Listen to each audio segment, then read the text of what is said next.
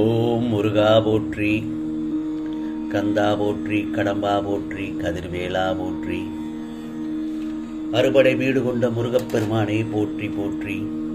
என் செல்ல பிள்ளையே, இது முருகன் மீது ஆணை. இதை கேட்டு முடித்த 10 நிமிடத்தில் திடீரென மாற்றம் நிகழும். காரணத்தோடு மட்டுமே உன் கண்ணில் பட்டுள்ளேன். நான் சொல்வதை கேட்டுவிடு என் செல்லமே.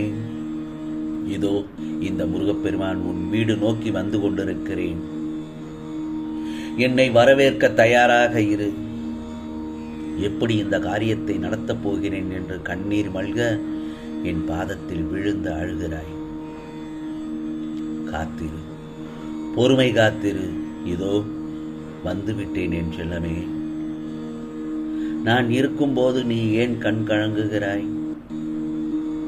உன் காரியத்தை நல்லபடியாக முடித்து தரப்போகிறேன். உனக்கு வேண்டியதை எல்லாம் தந்து உன்னை வழி நடத்தி செல்ல நான் இருக்கும் பட்சத்தில் நீ ஏன் கவலைப்பட்டு கொண்டே இருக்கிறாய்? உன்னை எந்த ஒரு சூழ்நிலையிலும் இந்த முருகப்பெருமான் கைவிட மாட்டேன். முருகா, நான் உழைக்கின்றேன், முயற்சிக்கின்றேன். பிறகு ஏன் என்னால் எந்த ஒரு வெற்றியையும் அடைய முடியவில்லை என்று என்னிடம் கேட்கிறாய்? உன்னுடைய உழைப்பும் முயற்சியும் உண்மைதான்.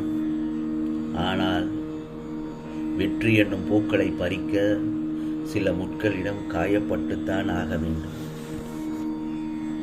நான் சொல்வது புரிகிறதா? ஆகவே உன்னை நல்லபடியாக உயர்த்து போகிறேன். படிப்படியாக உயரப் போகிறாய். அதுதான் முக்கியம்.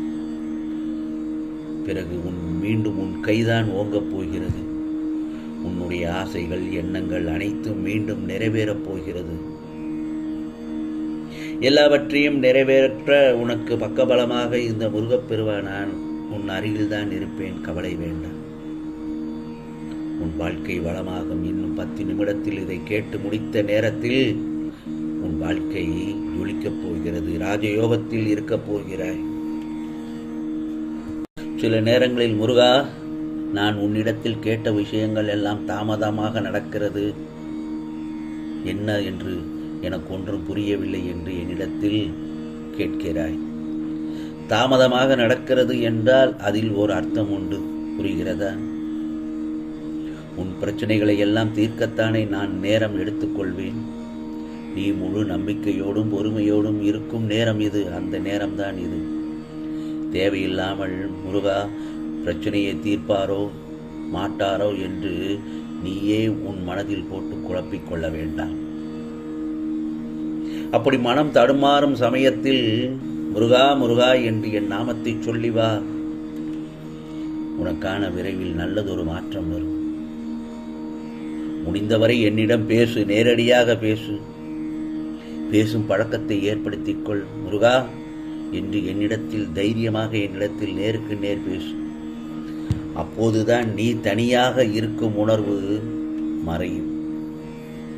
புரிகிறதா? கடன் சுமை, பண நெருக்கடி, தினசரி தேவையை பூர்த்தியாகாமல் துன்பத்துடன் நாட்கள் நகருது. முருகா என்று நீ வேதனைப்படுவதை நான் பார்த்து கொண்டுதான் இருக்கிறேன். நான் கண்டுகொள்ளவில்லை என்று நினைத்து என்னை திட்டுகிறாயோ? சிறிது நாட்கள் வீட்டில் அமர்ந்து லட்சுமி கடாட்சத்தை உண்டாக்குவேன். எதற்கும் கலங்க வேண்டாம். உன் மனதில் இருக்கும் அனைத்தும் எதிர்மறை எண்ணங்களையும் அழித்து நேர்மறை எண்ணங்களை உருவாக்கி உனக்கான நல்லதொரு அமைதியையும் ஆனந்தத்தையும் வழங்கப் போகிறேன். நீ நினைத்தது போன்ற வாழ்க்கை கிடைக்கும் என் செல்லமே. வாழ்க்கையில் எல்லோருக்கும் எல்லா விஷயங்களிலும் தடங்கல்கள், தடைகள், பிரச்சனைகள் என்று ஏதோ ஒன்னொன்று வரத்தான் செய்யும். அவையெல்லாம் தாண்டி வருவதுதானே உன் மன தைரியம். எடுத்தவுடனே என்னால் முடியாது முருகா என்று நீ நினைத்து அனைத்து விஷயங்களையும் செய்து முடிக்கப் போகிறாய். அதற்கான காலத்தை நீ இப்பொழுது தொட்டுவிட்டாய். உன் விடாமுயற்சியும் கடின உழைப்பும் வெற்றியை நோக்கி செல்லும். உன் சந்தோஷத்தின் என் சந்தோஷமும், உன் அழுகையில் என் கண்ணீரும் இருக்கிறது. புரிகிறதா? உனக்கு எல்லா பிரச்சனைகளில் இருந்தும் நல்ல விதமாக புரிய வைக்க வேண்டியது என் பொறுப்பு. நான் உன்மேல் கோபப்பட மாட்டேன். நிச்சயமாக நல்லதொரு வழியைத்தான் காட்ட வந்திருக்கிறேன். அதில் நம்பிக்கையோடு இருக்க வேண்டும்.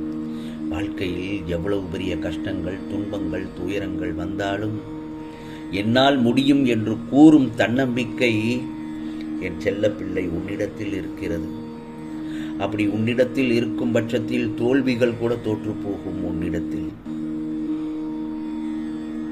உன்னை எந்த இடத்தில் வேண்டாம் என்று ஒதுக்கி வைத்தார்களோ அதே இடத்தில் நான் உன்னை அவர்களே வியக்கும்படி வாழச் செய்வேன். சூரியன் வந்தவுடன் மின்னும் நட்சத்திரங்கள் மறைவது போல் நீ என்னை நினைத்ததும் உன் துன்பங்கள் மறைந்து போகும். உடல் வலிமை உடையவன் பலசாலி அல்ல. உடல் வலிமை உடையவன் பலசாலி அல்ல. துன்பத்தின் போது மனம் உடையாமல் நிதானமாக யோசிப்பவனே உண்மையான பலசாலி. புரிகிறதா? நீ என் மேல் வைத்த நம்பிக்கையின் பலனாக நீ கேட்ட கோரிக்கைகளை ஒவ்வொன்றாக நிறைவேற்றித் தரப்போகிறேன் இந்த முருகப்பெருமான். பிறகு வார், விரைவில் உன் இல்லத்தில் சுப நிகழ்ச்சி நடக்கப் போகிறது. நீ விரும்பிய வேலை கிடைக்கப் போகிறது. வாழையடி வாழை போல் குளம் தலை தோங்கச் செய்வேன். உனக்கான புதிய விடியல் வந்துவிட்டது. நீ நினைத்தது நிச்சயமாக நடக்கும். ஆனால் சற்று பொறுமையாகவும் நம்பிக்கையோடும் இருக்க வேண்டும். உன் உடல்நிலை சீராக இருக்கும். எதற்கும் பயப்பட தேவையில்லை. போய் சென்று பார், உனக்கு எதுவும் இல்லை என்றுதான் சொல்லுவார்கள். தைரியமாக இரு. என்னை மீறி எதுவும் நடக்காது. ஆகவே நீ எடுக்கும் முடிவுகளை நிதானத்தோடும் நம்பிக்கையோடும் பிறருக்கு தீங்கு இழைக்காத வண்ணம் எடுக்க வேண்டும். எல்லோருக்கும் தேவைகள் எப்போதும் மாறிக்கொண்டேதான் இருக்கும். முதலில் அந்த நிலையை சமநிலைப்படுத்திக் கொள்ள வேண்டும். அப்போதுதான் எதிர்பாராமல் வரும் தாமதங்களையும் தடைகளையும் உன்னால் இலகுவாக எதிர்கொள்ள முடியும். கஷ்ட நஷ்டங்கள் வாழ்வில் ஒரு பகுதிதான். இதை தீர்க்கமாக நம்பு. அதுவே வாழ்க்கை கிடையாது. நீ அடையும் லட்சியத்தை பெறும் வரை அதற்கான முயற்சிகளில் சுணக்கம் காட்டக்கூடாது. அப்போதுதான் உன்னால் சுடர்விட்டு பிரகாசிக்க முடியும். ஆம் செல்லமே, இதை கேட்டு முடித்த 10 நிமிடத்தில் திடீரென மாற்றம் நிகழும். காரணத்தோடு மட்டுமே இந்த முருகப்பெருமான் உன் கண்ணில் பட்டுள்ளேன். நான் சொல்வதை எல்லாம் கேட்டு விட்டாய் அல்லவா? நிச்சயமாக உனக்கானதெல்லாம் நல்லது நடக்கும். நல்லது மட்டுமே நடக்கும். அதுவும் நன்மையாகவே இருக்கும். ஓம் சரவண பவ. ஓம் சரவண பவ. ஓம் சரவண பவ.